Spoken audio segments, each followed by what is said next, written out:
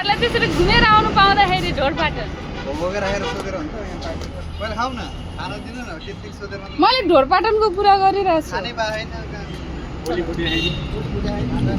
ढोरपाटनको के अरे राइड कस्तो भयो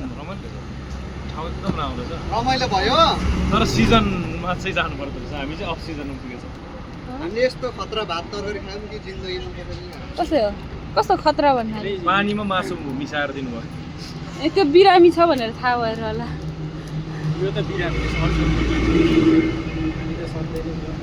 भाइहरूलाई चाहिँ कस्तो लाग्यो राइड रमाइलो कसले गरेर दाजुभाइले रमाइलो गरेर दाजुभाइले रमाइलो गरे हो दाजुभाइ हो लागेर भात मासु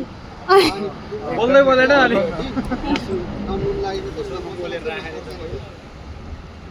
मलाई थर्का जस्तो हुन्छ त्यो पानी छोड्छु होला र मैले ए छोडेन रिसा